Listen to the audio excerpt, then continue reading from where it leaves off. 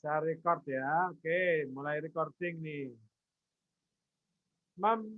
Mengelola operasi internal. Ya. Apa atau itu isinya? Tindakan-tindakan untuk mendukung eksekusi strategi yang baik. Nah, saya mulai, saudara. Bab 11 itu isinya ini. Ya, bab 11 itu isinya itu. Mengelola operasi internal, isinya apa toh komplitnya? Yang pertama itu mengalokasikan sumber daya dengan baik.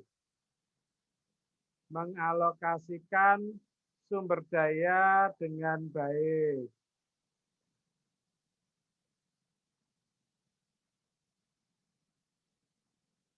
Ya. Yang kedua, menyusun kebijakan dan prosedur. Yang ketiga, berusaha menjadi organisasi yang lebih baik. Yang keempat, memasang sistem informasi yang baik. Nanti saya akan jelaskan satu demi satu. Yang kelima, menyusun reward dan insentif. Ya, reward dan insentif.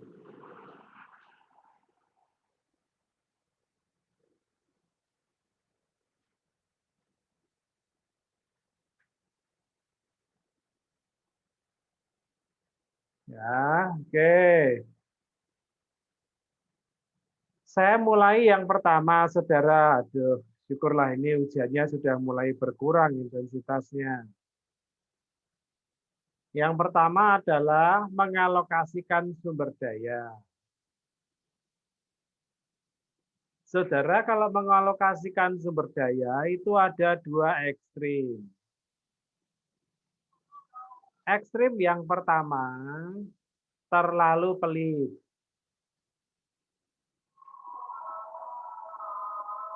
Terlalu pelit. Apa maksudnya terlalu pelit di situ? Ya butuh dana tapi tidak pernah bisa disediakan. Saudara bisa bayangkan kalau saudara kerja di satu organisasi, kemudian saudara butuh sarana, lapor bos, Pak, kita butuh sarana ini untuk kerja. Dan bos bilang, nggak ada dana, Mas. Nggak usah pakai sarana itu dulu. Ya bisa sih kerja, tapi kerjamu tidak akan optimal. Ya, kerjamu tidak akan optimal. Kenapa? Kalau butuh sumber daya dan benar-benar butuh, ya mesti dikasih. Kalau butuh sumber daya dan tidak dikasih, ya nanti kemajuan organisasi jadi terhambat. Ya. Yang kedua, di sisi lain adalah terlalu boros. Terlalu boros itu artinya ya semuanya dibeli tanpa mempertimbangkan kebutuhan, pokoknya apapun yang kira-kira penting semuanya dibeli. Nah, kalau di ekstrim yang kedua gini, ya apapun ada bisa digunakan. Atau karyawan senang dalam bekerja. Tetapi organisasi yang nangis. Karena apa? Ya kalau banyak pengeluaran kan untungnya berkurang. Kinerja keuangannya terganggu. Jadi mesti ada kecerdikan tersendiri untuk mengatur tingkat optimalnya itu sebesar apa. Ya, tingkat optimalnya itu sebesar apa. Jangan terlalu sedikit dan jangan pula terlalu banyak. Kalau terlalu banyak ya susah, boros. Kinerja keuangan terganggu. Terlalu sedikit nggak bisa jalan. Ya, maka harus ada itu dipikir baik-baik. Yang kedua adalah menyusun kebijakan dan strategi untuk eksekusi strategi yang baik. Kebijakan dan prosedur, kebijakan dan strategi. Kebijakan dan prosedur.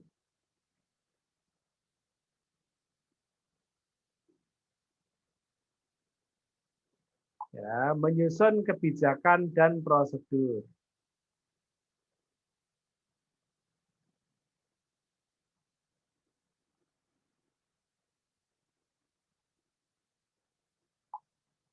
Bedanya kebijakan sama prosedur itu apa toh? Kalian nanti kalau ditanya Pak Niko di ujian, kenapa ditanya Pak Niko? Nah, Pak Niko yang bikin soal. Ya, kalian mesti bisa jelaskan dengan baik loh ya. Kebijakan itu sifatnya umum. Prosedur itu sifatnya rinci. Misalnya kantor tertentu punya kebijakan, karyawan itu setahun berhak cuti 14 hari kerja. Nah, itu kebijakan. Berlaku buat siapapun yang bekerja di organisasi itu. Nah, kalau cuma begitu, ya nggak jalan. Mesti ada prosedur. Prosedur gimana? Mekanisme pengajuan cuti. Nah, kebijakannya karyawan boleh cuti 14 hari kerja setahun. Gitu. Prosedurnya mekanisme pengajuan cuti. Misalnya ketemu atasan langsung, boleh diambil maksimal 5 hari kerja. Gitu. Dan seterusnya. Ya, mesti pahami bahwa kalian itu ngerti bedanya antara kebijakan dan prosedur. Jangan sampai lupa. Ya, oke. Yang ketiga, menjadi lebih baik. Ya, organisasi harus menjadi lebih baik.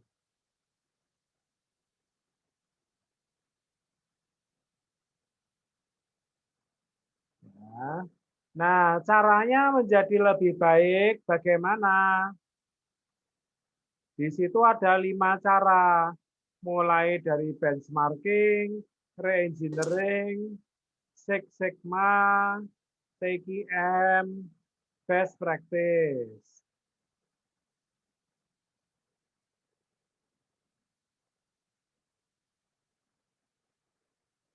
Saya akan jelaskan satu demi satu. Nah, yang pertama, best practice. Best practice itu, saudara, adalah cara perusahaan selalu berusaha melakukan yang terbaik pada setiap aspek kegiatannya.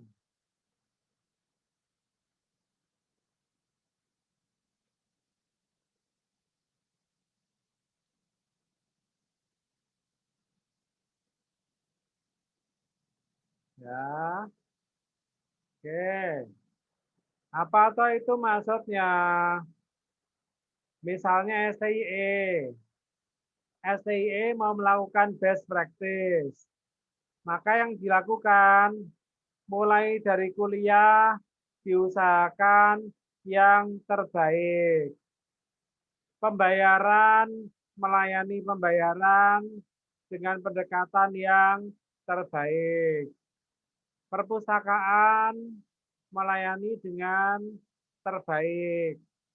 Bahkan sampai toilet pun terbaik.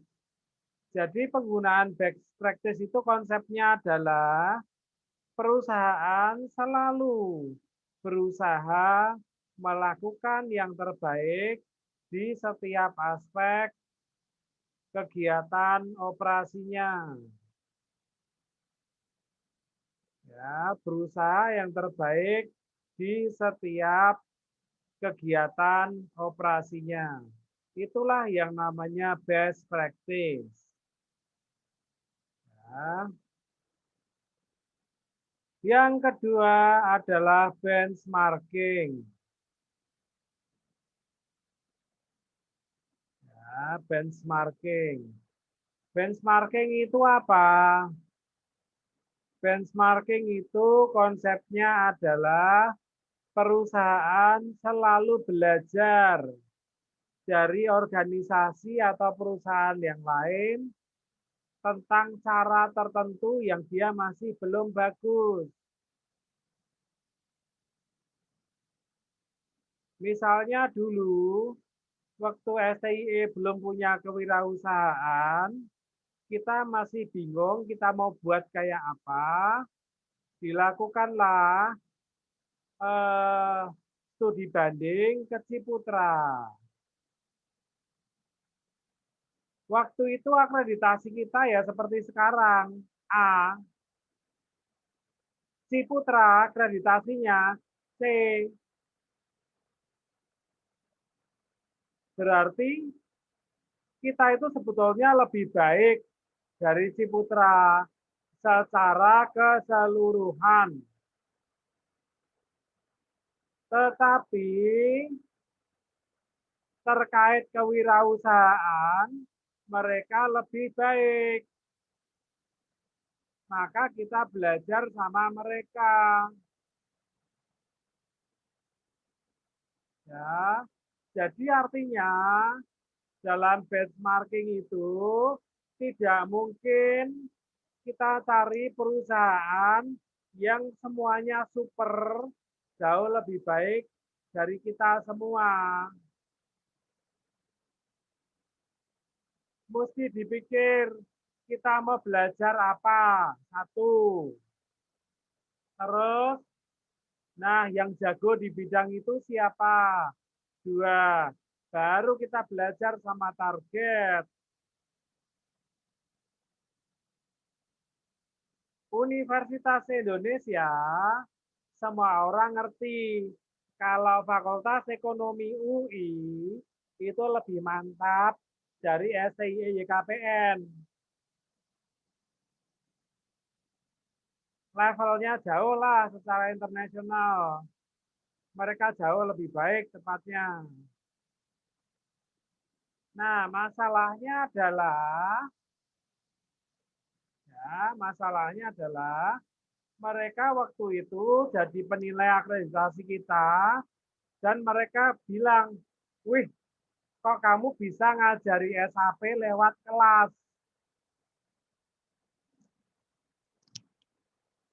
Di UI ada juga materi SAP, tapi lewat kursus. Terus mereka belajar dari kita tentang hal itu. Bagaimana caranya? Nah, itulah yang namanya benchmarking. Nah, itulah yang namanya benchmarking. Oke, semoga bisa dipahami. Nah, seringkali best practice itu jalan seiring dengan benchmarking. Ya, seringkali dua hal itu berjalan seiring. Oke, saya teruskan. Yang ketiga, re-engineering. Re-engineering. Re-engineering itu adalah upaya perusahaan juga untuk menjadi lebih baik. Sama seperti Waktu tadi saya jelaskan best practice dan benchmarking. Cuman bedanya adalah di re-engineering itu yang terjadi adalah bongkar total. Ya, bongkar total. Biasanya perusahaan yang melakukan re-engineering adalah perusahaan yang hampir mati.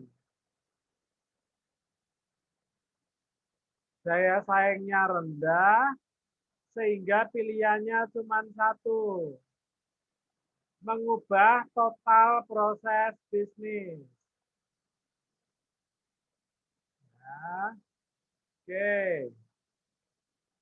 Nah, sebentar, saya mau ambil minum sebentar. Ini agak sering teriak-teriak ini membuat tenggorokanku cepat haus.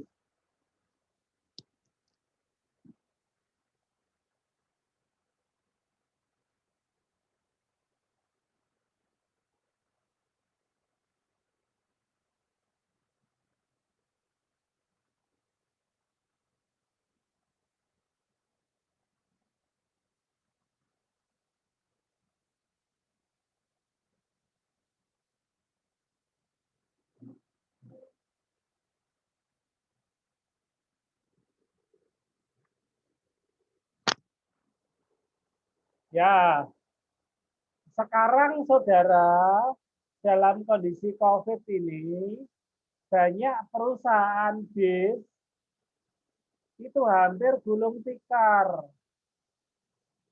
khususnya bis-bis wisata. Ya, bis-bis wisata itu hampir gulung tikar. Nah, sehingga mereka kemudian cari cara, lawang nggak ada orang piknik, gimana bisnis wisatanya mau laku. Terus yang mereka lakukan, mengubah total proses bisnisnya itu.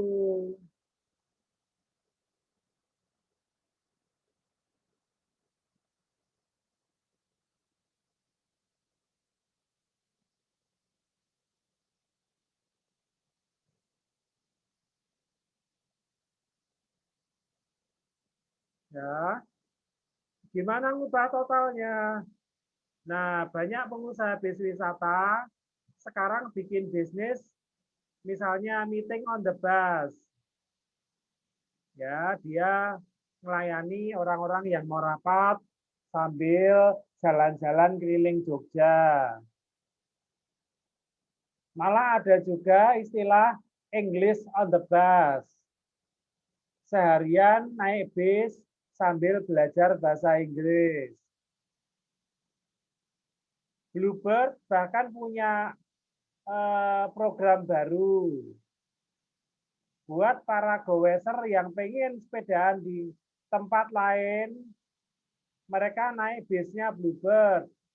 Porsinya sudah dikurangi supaya sepeda bisa masuk di dalam bis. Ya, itu reengineering, saudara. Daripada gak laku sama sekali, nah harus cerdas bagaimana mengubah proses bisnis yang ada. Yang keempat adalah TQM.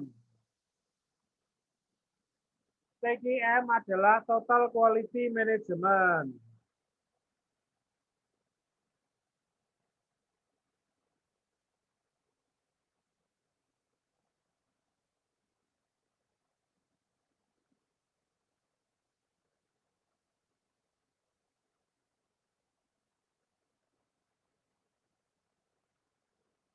Apa-apa Total Quality Management? Tindakan perusahaan melakukan peningkatan kualitas secara menyeluruh. Namanya total, maka menyeluruh. Nah, menyeluruh. Ya, menyeluruh ya. Konsepnya namanya Kaizen. Ya, semakin lebih baik. Ya. Jadi kalau organisasi mau menggunakan TKM, dia memperbaiki organisasinya terus-menerus dengan titik tolak, titik acuannya customer. Segala sesuatu diperbaiki untuk melayani customer secara lebih baik.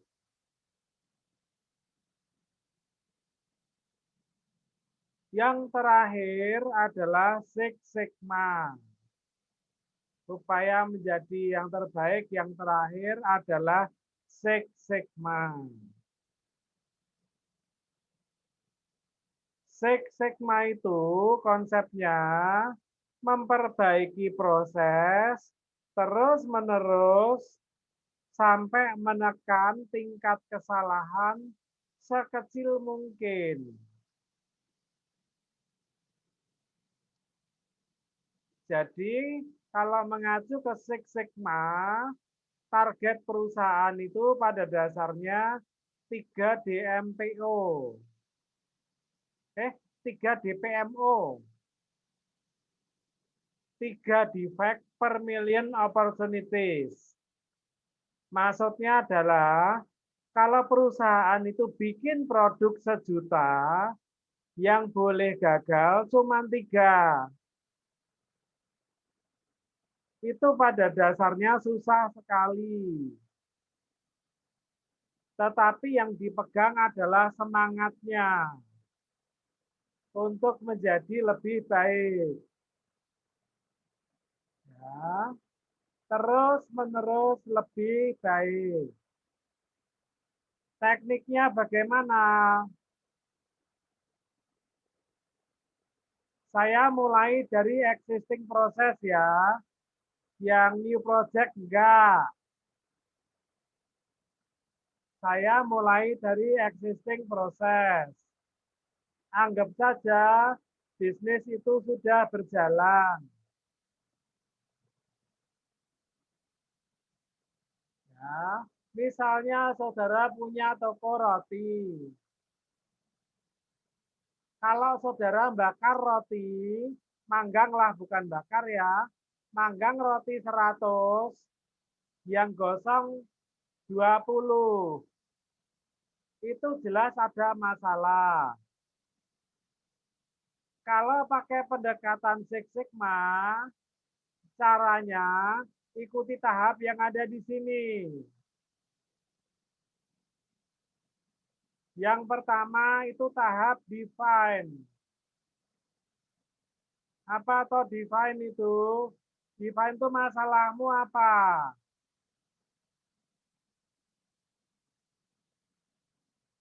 Ya, define itu masalahmu apa? Roti gosong. Tuh. Saat memanggang, rotinya gosong. Itulah define.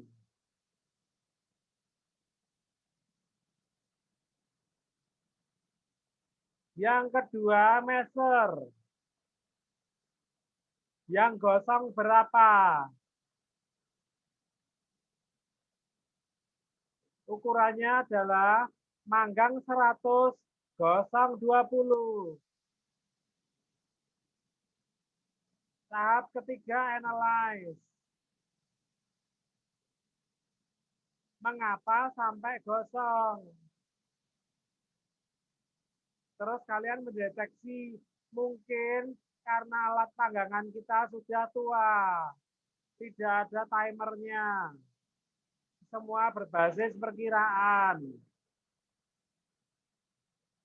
Oke, sudah clear. Terus improve. Improve itu beli alat baru. Ya, sudah beli alat baru, kemudian dicek.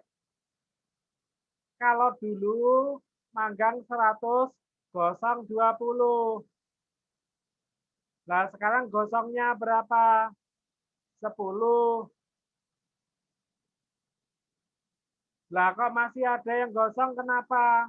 Dicari tahu dulu masalahnya. Balik ke atas lagi. Define roti gosong. Measure berapa? 10.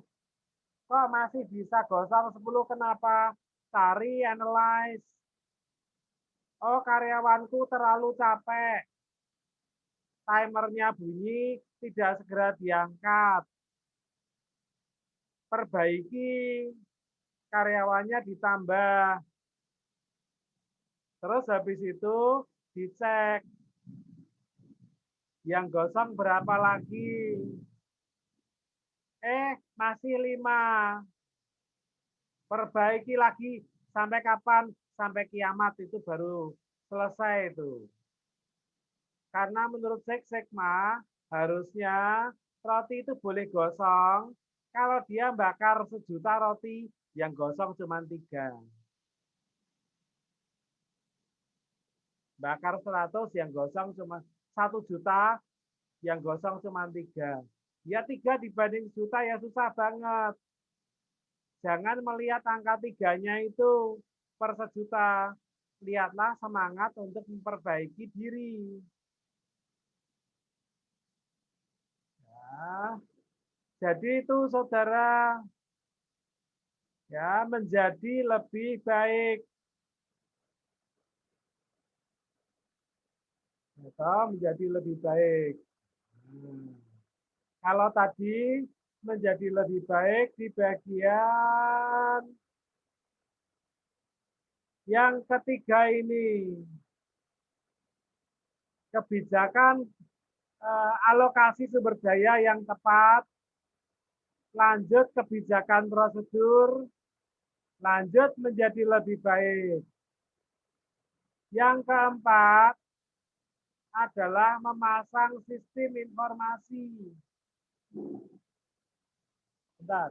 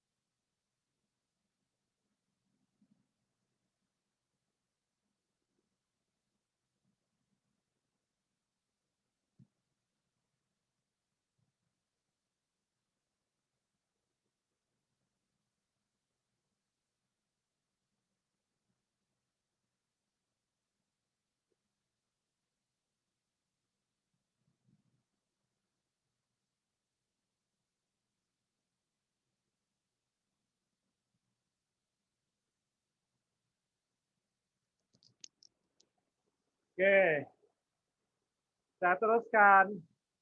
Semua organisasi butuh sistem informasi.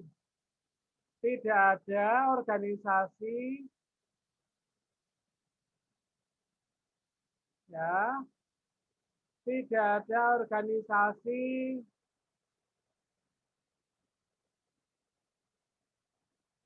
yang bisa tahan tanpa sistem informasi.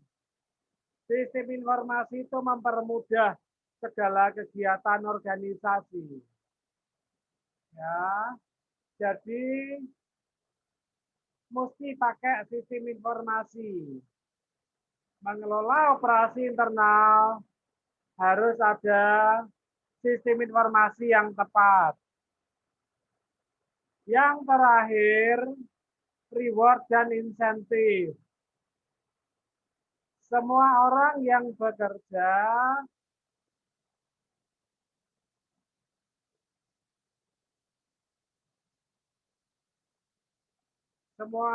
bekerja itu cari duit.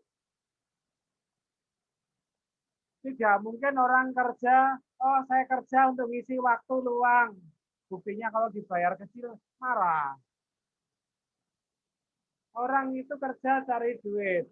Maka organisasi mesti sadar itu dan dia memberi reward dan insentif yang baik untuk setiap karyawannya. Ya, jadi itulah saudara isi bab 10. sebetulnya saya mau lanjutkan dengan membahas capsules.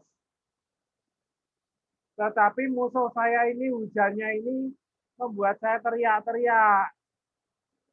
Jadi capsule saya tunda, nanti akan saya rekam tersendiri dan saya taruh linknya di grup kita. Oke ya saudara, gitu dulu. Sore ini saya cukupkan lebih cepat lagi karena saya ini terlalu teriak-teriak ya saudara, tidak nyaman. Tidak bisa ngomong dengan cara biasa karena hujannya terlalu deras. Oke saudara, semua jaga kesehatan, jangan keluyuran sembarangan, dan semuanya harus selalu sehat. Kelas saya cukupkan dulu. Ya, kelas saya cukupkan dulu.